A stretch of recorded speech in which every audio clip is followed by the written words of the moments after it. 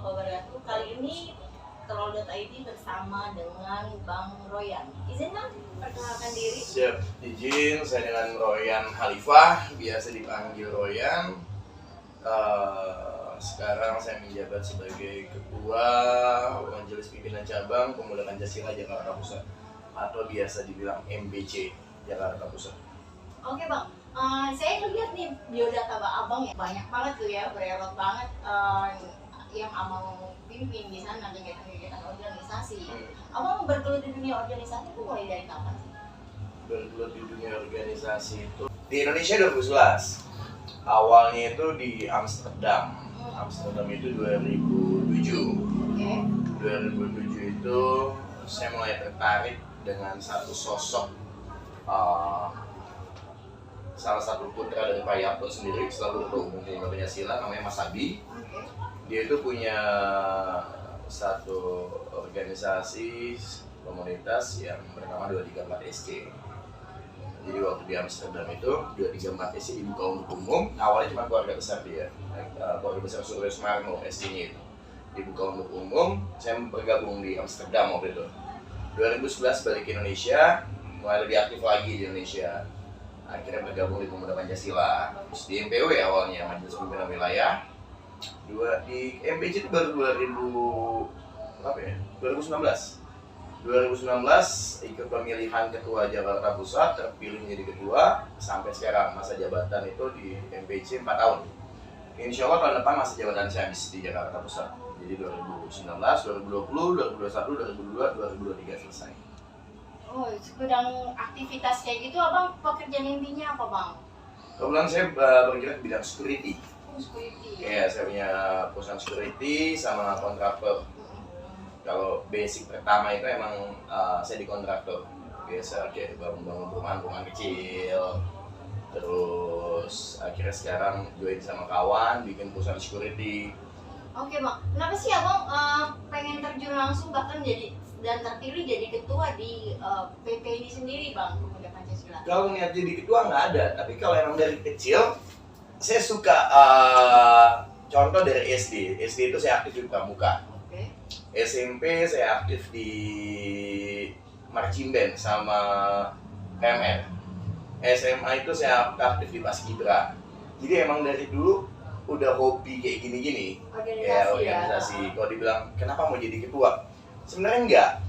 Jadi 2014 saya masuk Pemuda Pancasila, itu langsung di MPW, Majelis Pimpinan Wilayah DKI Jakarta. Waktu itu ketuanya masih Om Berto Rau. Sekarang di DPR RI, kebetulan Om Berto. Saya waktu itu sebagai sekretaris bidang OKA. Lalu periode kedua di kepemimpinan Ketua Torik MPW juga, saya di sekretaris bidang Hankam.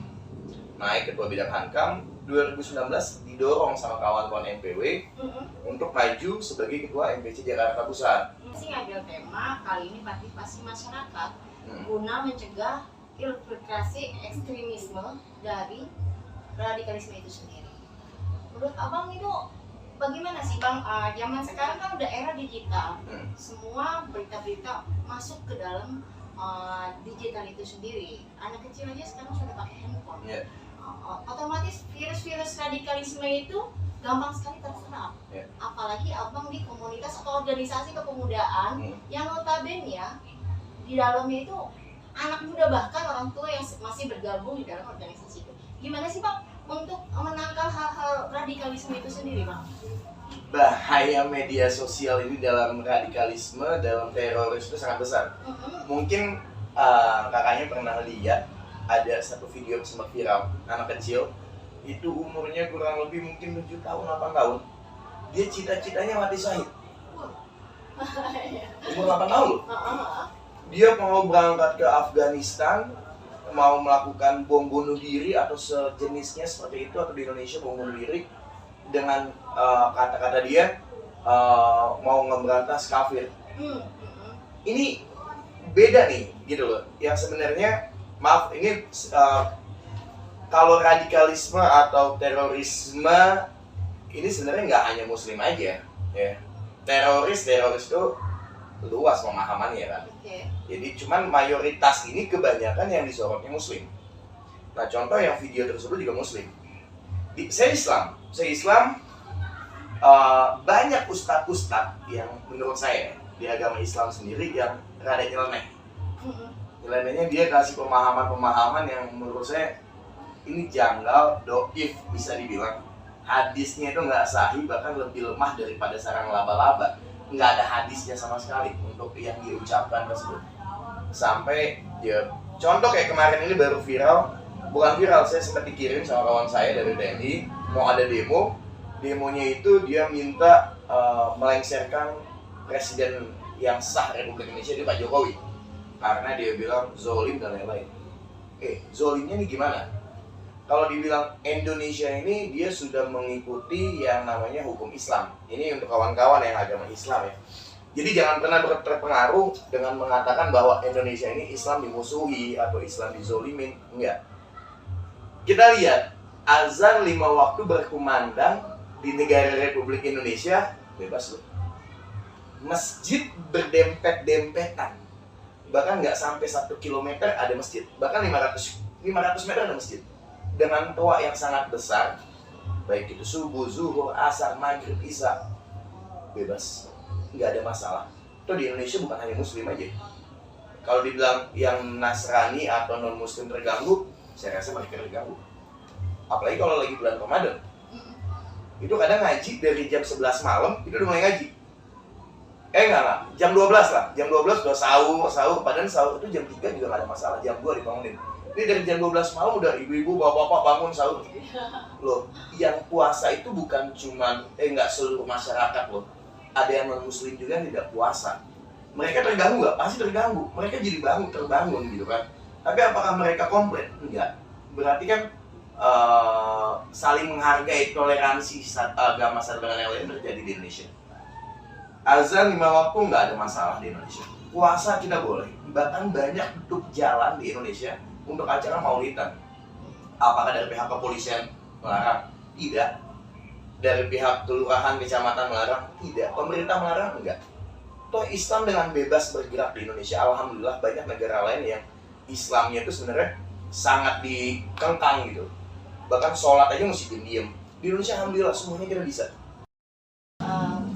Melihat virus-virus radikalisme atau ekstremisme yang sekarang ini atau beberapa waktu lalu itu gencar-gencarnya ya sampai menghasut, atau orang-orang yang memang muslim tapi dia tidak mengerti Islam itu apa, akhirnya dicemplungkan ke dalam komunitas mereka gitu, atau ajaran aliran mereka gitu, yang memang kita sama-sama paham secara logika saja tidak masuk di akal gitu. Sedangkan abang ini sebagai ketua PP, seandainya di dalam komunitas abang atau organisasi di PP itu sendiri ada yang terlibat atau ada yang ikut masuk terjerumus ke dalam suatu lingkaran aliran tersebut, itu bagaimana bang abang menyikapinya bang? Pertama gini loh, kita sebagai ketua, saya bicara saya sendiri ya, saya nggak bicara global.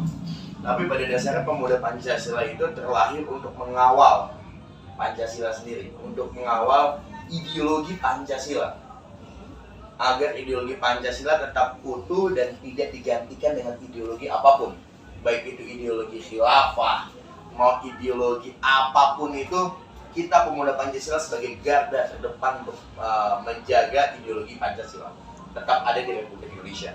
Kalau sampai ada keluarga besar kita atau oknum atau segelintir anggota kita yang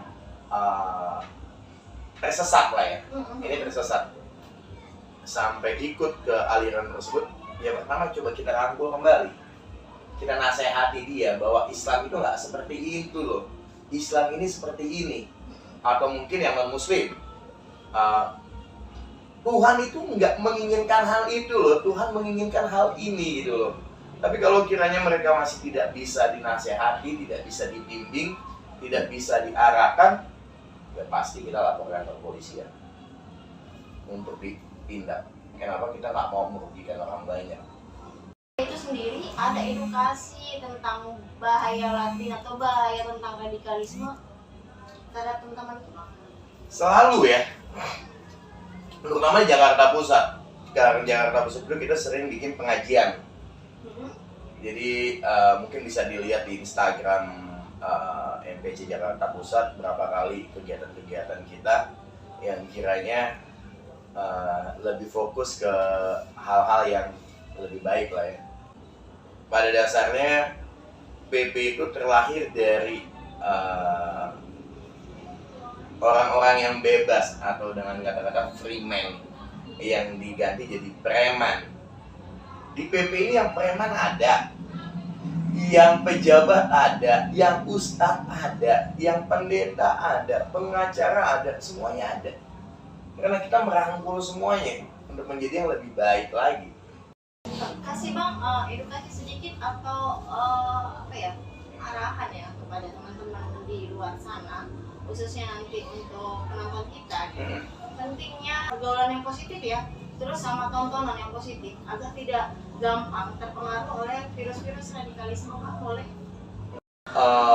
memilih ustadz atau guru untuk belajar bagaimana menjadi muslim yang baik sih, atau menjadi negarawan yang baik yang betul itu seperti apa. Karena semua agama itu pasti mengajarkan kebaikan, nggak ada satu agama pun yang mengajarkan kita untuk buruk atau sesat atau menjerumuskan, kita nggak ada. radikalisme berarti perlunya literasi dan edukasi kepada publik secara luas perihal melakukan peran masyarakat untuk meredam literasi kelompok ekstremisme di kelompok masing-masing adalah hal yang penting. Ya. Terutama peran kominfo dan peran orang tua ya. Betul. Peran pemerintah juga penting. Contoh RT RW itu juga penting. Mereka untuk melihat tanggung jawab mereka di wilayah mereka itu untuk mengontrol ya aktivitas dari warganya sendiri. Terima kasih banyak. Sama-sama. Jadi radikalisme itu bisa ditangkal dari diri sendiri, karena orang tua, kominfo, masyarakat, juga pemerintah. Jadi paham-paham radikalisme harus kita hilangkan pelan-pelan ya Bang ya, tapi dengan pasti. Ya. Karena ini adalah penyakit yang lebih parah daripada virus COVID-19. Betul.